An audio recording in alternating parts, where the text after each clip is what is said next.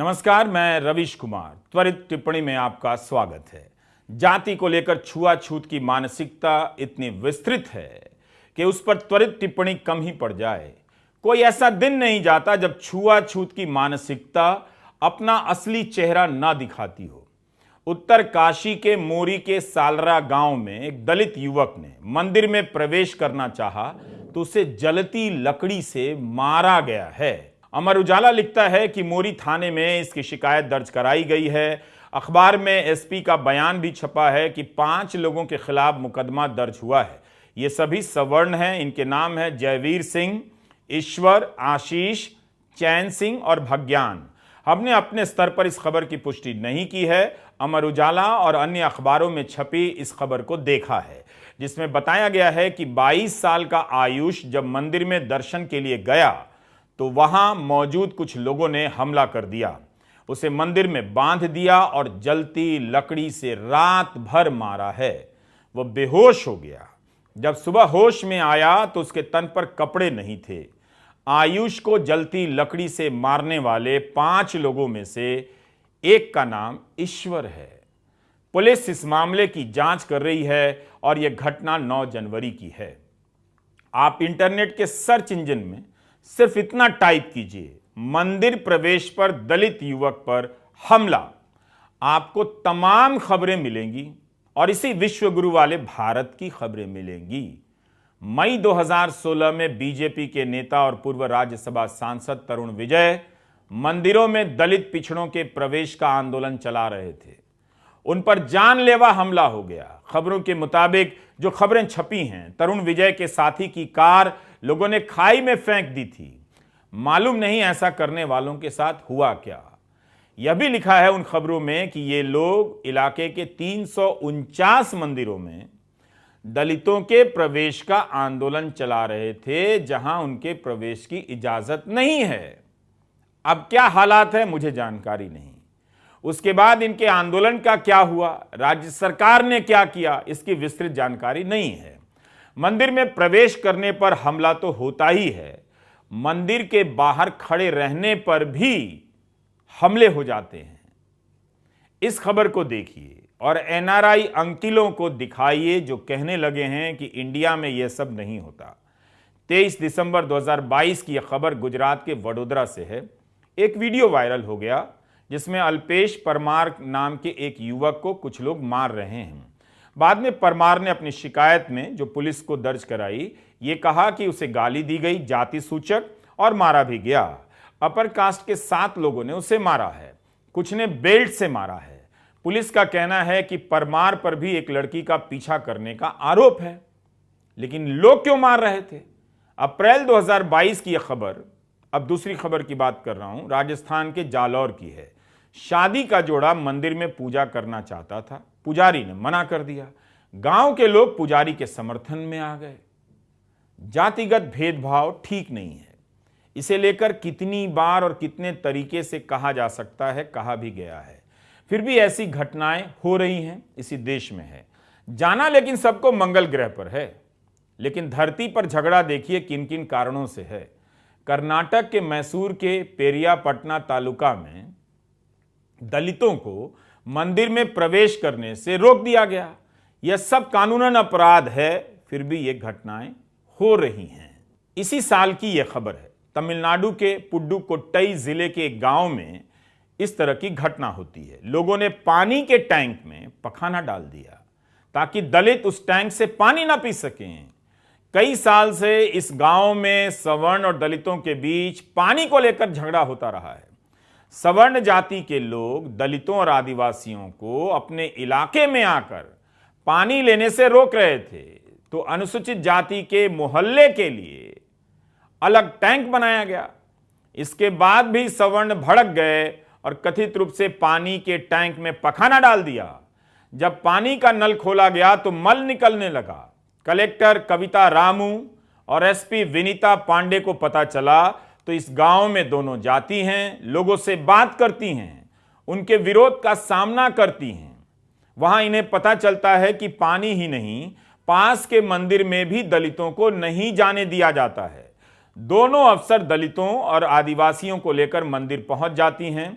कि मंदिर खुलेगा और इसी वक्त खुलेगा और सभी के लिए खुलेगा।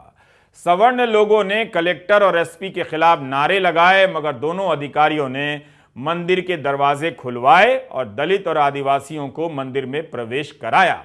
यही नहीं, आगे की जांच से उन्हें पता चला कि पास में चाय की दुकान है, वहां पर दो तरह की ग्लास है, एक ग्लास दलितों के लिए और एक ग्लास सवर्णों के लिए।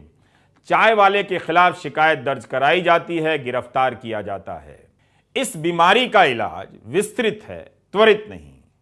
इतनी सदियों से यह मानसिकता दिमाग में घुसी है कि शर्म कहने से भी किसी को शर्म नहीं आती है। कोई राज्य अछूता नहीं है। भारत की यह वो सच्चाई है जिसे महानगर के लोग स्वीकार नहीं करते हैं। यह रोज की कहानी है। आप बस इतना सोचिए कि जिसके साथ ऐसा होता होगा उसके दिलो दिमाग पर क्या असर होता होगा। हम किसी को कितना टॉर्चर कर सकते हैं और फिर जाने किस हिम्मत से बोल लेते हैं कि यहां का समाज सहनशील है, वसुधैव कुटुंबकम में यकीन रखते हैं, अपने देश के लोगों को जाति के नाम पर पानी नहीं पीने देते, मंदिर में नहीं जाने देते, जलती लकड़ी से मारते हैं और वसुधैव कुटुंबकम का नारा भी लगाते हैं, जैसे हम पत्ते पर भी पांव ना रखते हों।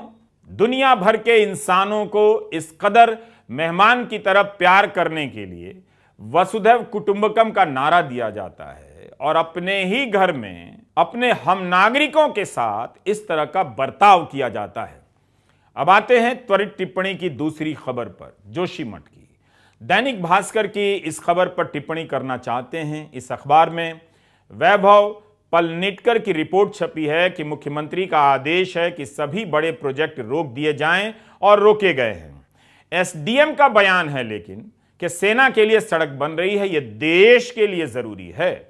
बॉर्डर रोड ऑर्गेनाइजेशन के कर्नल का बयान इस अखबार में छपा है कि सारा काम तो बंद है। वहां काम कर रही कंस्ट्रक्शन कंपनी कह रही है कि काम बंद करने का कोई आदेश आया ही नहीं, बीआरओ का प्रोजेक्ट है, 2024 तक चलता रहेगा, यह अखबार में छपा है। तो दो तरह के बयान है कि काम बंद नहीं है, एक बयान है कि काम बंद है। भास्कर के संवाददाता ने मौके पर देखा कि काम चालू है। जोशीमठ से सिर्फ 3 किलोमीटर की दूरी पर सड़क बनाने के लिए कई जगहें ड्रिलिंग हो रही है। रिपोर्टर ने लिखा है कि जोशीमठ से दिल्ली जाने वाले NH7 पर 8 से 11 जनवरी के बीच मुझे 3 जगहों पर सड़क का काम होते दिखा। मशीनें चल रही थीं, ड्रिलिंग हो रही थी। कुछ ही दूर हिताची के 2 बड़े एक्सकेवेटर यानी ड्रिल और पत्थर क्रश करने वाली मशीनें पहाड़ को काट रही थीं। मुख्यमंत्री पुष्कर सिंह धामी ने कहा है कि जोशीमठ के 3000 परिवारों को अंतरिम राहत के तौर पर पैसे दिए जाएंगे, मुआवजा जिसे कहते हैं। हर परिवार को 1.5 लाख रुपया मिलेगा। लोगों के घर दरक रहे हैं, क्या 1.5 लाख रुपए में उनके घरों में जो दरारें आई हैं उनकी मरम्मत हो जाएगी? क्या वो खतरा टल जाएगा? अगर स्थानीय लोगों ने आवाज ना उठाई होती और यूट्यूबर और सोशल मीडिया पर इस मुद्दे को जगह नहीं मिलती तो मुख्य धारा का मीडिया इस बार भी अनदेखा कर देता और सरकार हरकत में नहीं आती। जबकि यह घटना आज की नहीं है, पिछले हफ्ते की नहीं है, मगर जिस तरह से मकानों में दरारें आने लगी, अब लोगों का सब्र टूटने लगा। विरोध इतना तेज हुआ कि मुख्यमंत्री धामी को जोशीमठ का दौरा करना पड़ गया। भास्कर अखबार ने लिखा है कि 723 घरों में दरारें आ चुकी हैं। 86 घरों को असुरक्षित बताते हुए 131 से ज्यादा परिवारों को शिफ्ट किया जा चुका है। खतरनाक इमारतों को गिराने की तैयारी हो रही है। कर्ज लेकर बनाए गए, रिटायरमेंट का पैसा लगाकर बनाए गए घर तबाह हो रहे हैं, लेकिन सरकार ड्रिलिंग भी नहीं रोक पा रही है। सवाल है कि क्या सरकार अपनी ही शुरू की गई परियोजनाओं पर सवाल खड़े करेगी या उनका बचाव करती रहेगी? क्या इन मकानों को इसी तरह दरकने के लिए छोड़ दिया जाए? उत्तराखंड के अन्य इलाकों से भी मकानों में दरारें पड़ने की खबरें आने लगी हैं। हिंदुस्तान टाइम्स में पिछले एक हफ्ते में कई खबरें छप चुकी हैं कि उत्तरकाशी, पौड़ी, कर्णप्रयाग में भी 50 घरों में दरारें आई हैं। स्थानीय लोगों का कहना है कि ऋषिकेश कर्णप्रयाग रेल टनल परियोजना के तहत 35 पुल और 17 टनल बनने हैं, सुरंगें। इसके कारण पहाड़ों की जो खुदाई हो रही है उससे दरारें आ रही हैं। टिहरी गढ़वाल के इलाके के गांव में भी मकानों में दरारें आने की खबर स्थानीय वेबसाइट पर दिखती है। अगर समग्र रूप से पूरे राज्य की रिपोर्टिंग हो जाए तो दरकते मकानों और परियोजनाओं के संबंध को लेकर विस्तृत बहस हो सकती है, बशर्ते सरकार भी ईमानदारी से उस बहस में हिस्सा ले। लेकिन यह मामला केवल उत्तराखंड का नहीं है, हिमाचल से लेकर अरुणाचल का है। जिस तरह से पहाड़ों का दोहन हुआ है उसके नतीजे अब दिखाई देने लगे हैं, मगर कोई देखना नहीं चाहता। इसकी चेतावनी कई दशक पहले की रिपोर्ट में दे दी गई थी कि ऐसा हो सकता है। आजादी के 25 साल होने पर रामधारी सिंह दिनकर ने एक कविता लिखी, रजत रश्मि। इस कविता में विकास के नाम पर पहाड़ों के दोहन का जिक्र है। एक कवि से भी यह समस्या नहीं छूटती है। यह कविता धर्मयुग के 13 अगस्त 1972 के अंक में छपी थी। इसके एक अंश का पाठ हम आपके लिए कर दे रहे हैं। ये जीव जंतु पादप पहाड़ चाहिए इन्हें भी कृपा प्यार, आदमी और ये वृक्ष परस्पर अपने भाई भाई हैं। अपना जब विभव विकास करो, मत हरियाली का नाश करो। धरती माँ की ओढ़नी हरी, यह सुंदर है सुखदाई है। पर हम पर्वत को फाड़ रहे, धरती का उदर बिदार रहे। है जहां कहीं भी छिपा तेल, हम कण कण उसे निचोड़ेंगे। वन हो जाएं शमशान पर हम होंगे संपत्तिवान। धरती में है जो छिपे रत्न, हम नहीं एक भी छोड़ेंगे। दारिद्र्य देश का पाप, इसे धोना होगा। ऊंचे टीलों को समतल हमें बनाना है, पर ध्यान रहे अति सुख की लिप्सा के समीप इस पुण्य भूमि को कभी नहीं ले जाना है। ये रामधारी सिंह दिनकर की कविता है, जो विकास की अवधारणा को 1970 के दशक में उस नजरिए से देख रहे हैं जो आज के दशक में सही साबित होती नजर आ रही हैं। तो त्वरित टिप्पणी में इतना ही। आप देख रहे थे रवीश कुमार ऑफिशियल, हमारा यूट्यूब चैनल। इसे सब्सक्राइब तो कीजिए ही, अपने सहयात्रियों को भी बताइए, मोहल्ले वालों को भी बताइए कि सब्सक्राइब कैसे करना है।